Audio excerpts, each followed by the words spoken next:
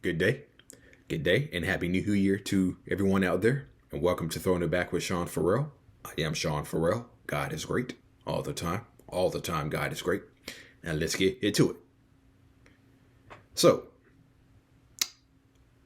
the Portland Trail Blazers.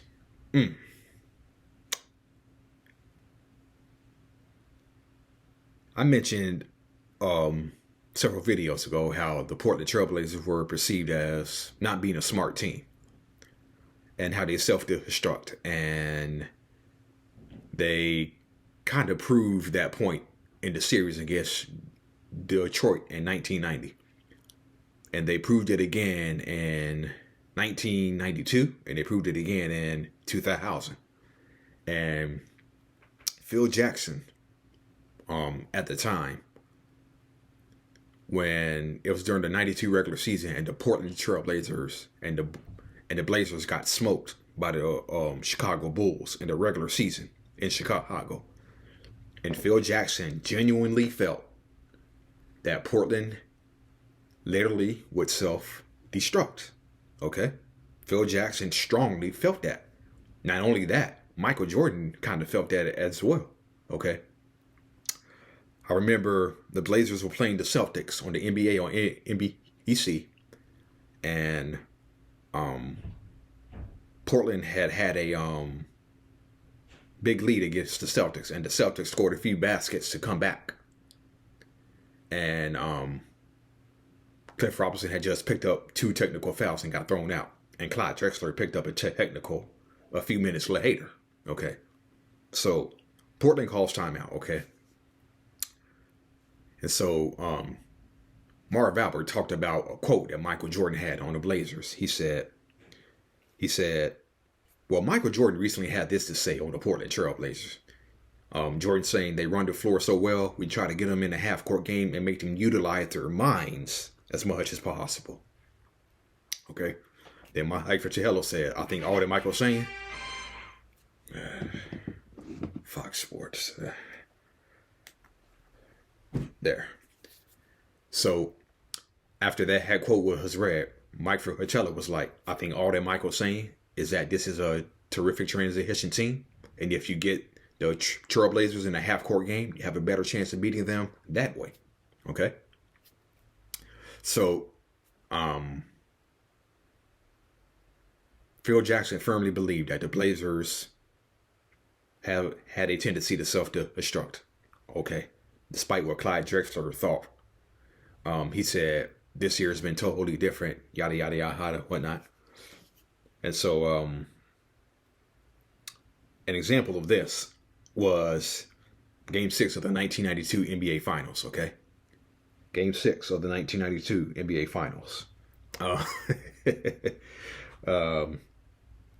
So the Blazers had outplayed the Chicago Bulls for the majority of that game, okay? And so the Blazers led 79-64 going into the fourth quarter, okay? And let's keep using for a minute. I need some water. I need some water. Excuse me for a second.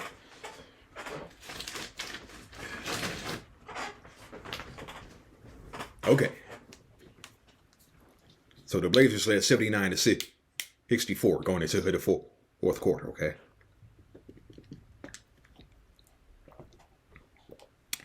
And Phil Jackson tried a strategy where Jordan would start the fourth quarter on the bench, okay?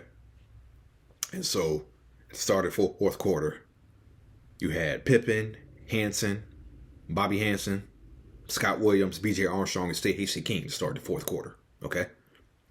So the Bulls started out with Bobby Hansen hitting a 3.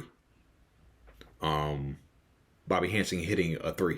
And they kind of set the tone for the fourth quarter. Hansen hit a 3. Portland came back. Bobby Hansen stripped a poor Portland player. So then what happened next was Stacey King went up for a shot, and Jerome Kersey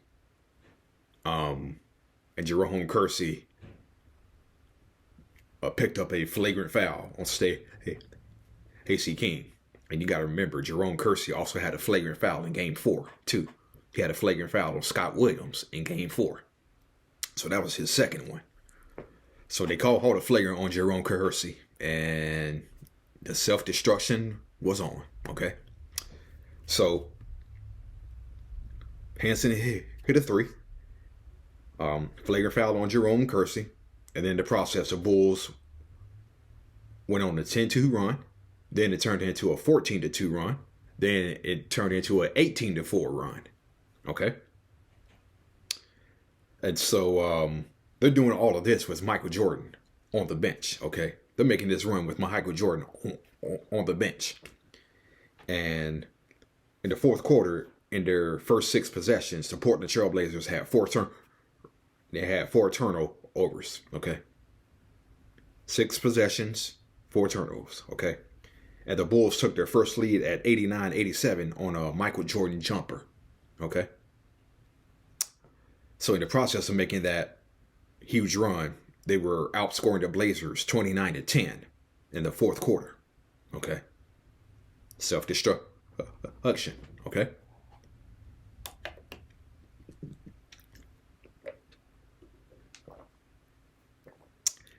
And they led 93-89. Okay?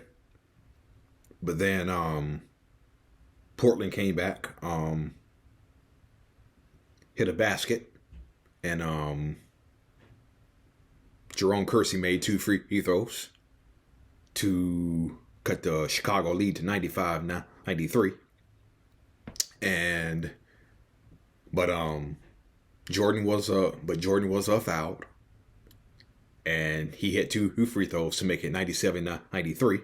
Which was the final score. Blazers came back. Jerome Kersey shot a 3 and didn't fall.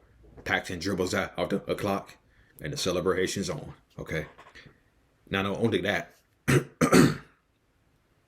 so it was 95-91 Chicago when Jerome Kersey hit 2 free throws.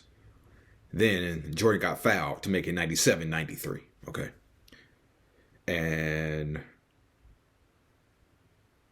Portland was 19 of 19 at the free throw line that game. And Jerome Kersey only scored 2 points in the fourth quarter. Okay. He had 22 points heading into the fourth quarter. But he didn't score until those 2 free throws. He had 22 points in the third quarter. But he didn't score for a little while until those 2 free throws. And the Bulls had 16 points off of turnovers in the fourth quarter. That game as well. And so the self-destruction was on. Okay. Portland argued calls, argued with the refs, and Phil Jackson was right. Was he not? The Portland Trailblazers said of the destruct. I think he may have been on to something. Phil Jackson was pretty much on to something. Okay. So, and then they made the big run with Jordan on the bench. The Bulls did, and then he came back in and then after they made the big run, Jordan came back in to finish a job. Jordan and Pippen together, they finished off the Trailblazers.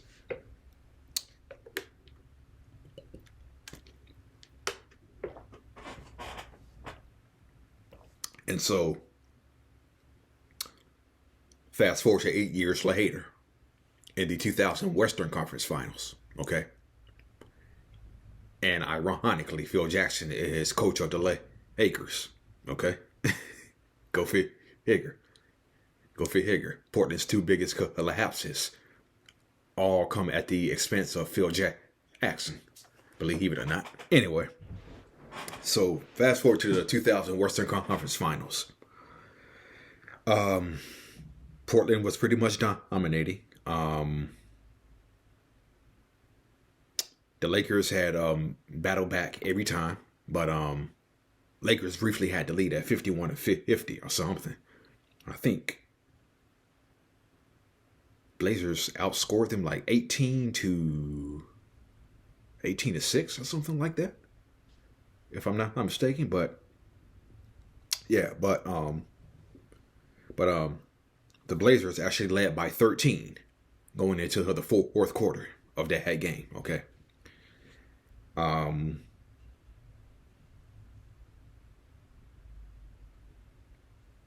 or yeah. They led by 13. So it was 71-58. Then it was 73-58.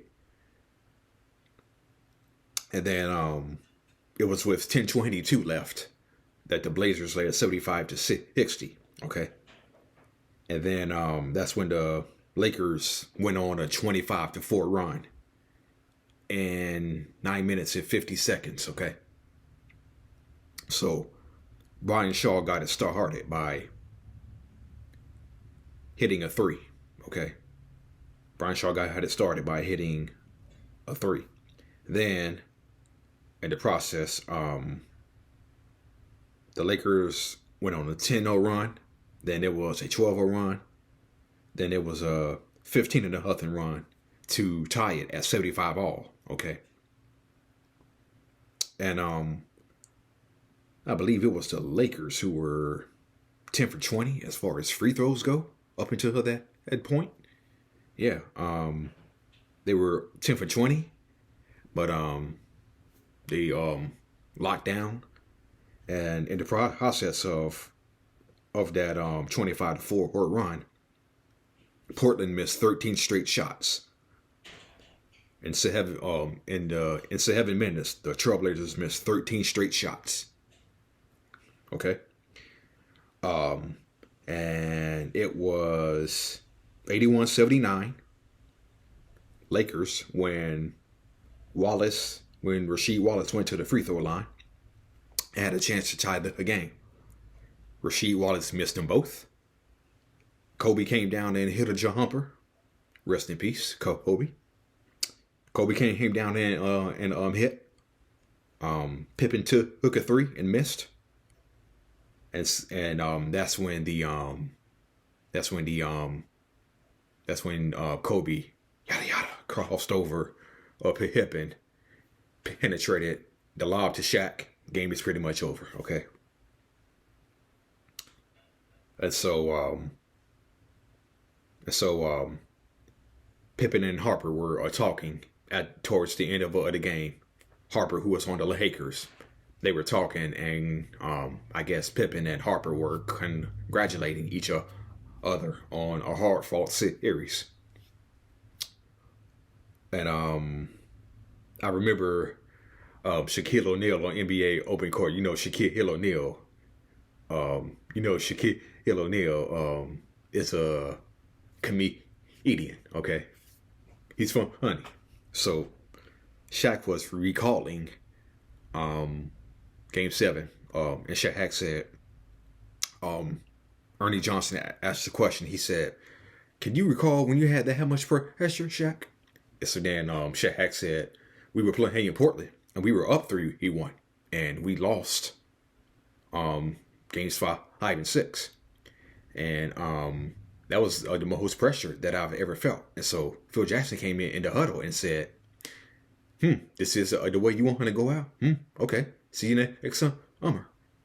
And so then Shaq was like, Phil Jackson kind of relieved the pressure because Phil Jackson made the Lakers change their thought process.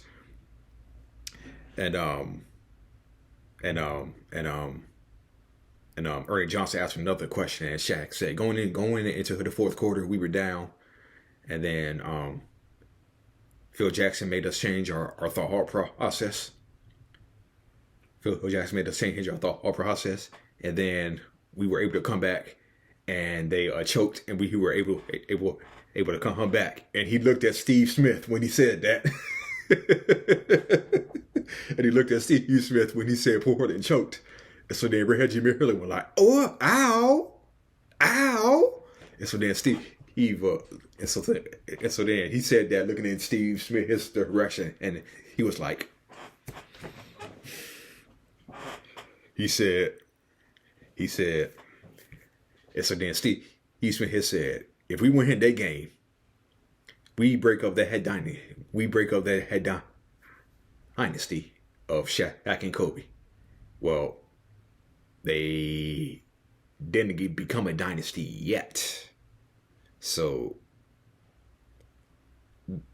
I would say the Trailblazers would have stopped that dynasty. Okay. They would have stopped that dynasty before it ever got started. But anyway, Shaq, as a comedian, said the Portland Trailblazers choked, looked in Steve Smith's direction. So then Steve Smith said, there's no a choke. And so then Steve Smith recalls after the Shaq dunk, Steve Smith drove to the basket and he got fouled.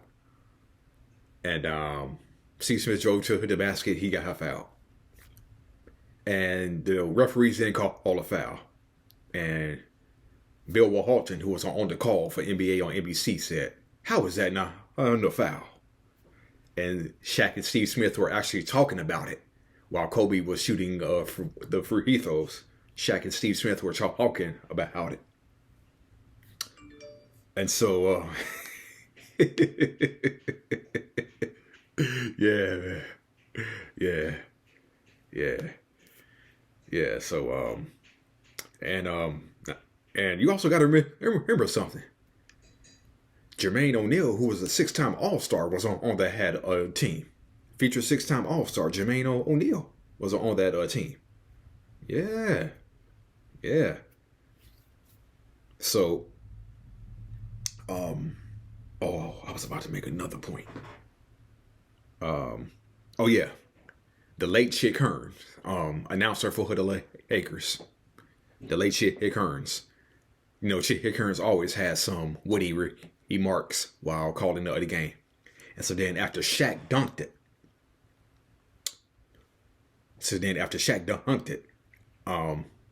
they played different versions. They played the NBA or NBC version of the Shaq dunk. Then they played Chick Hearns' version of the dunk. And so then he said, Portland can put away the champagne and get out the bottled water because that's all they're going to drink on the way home.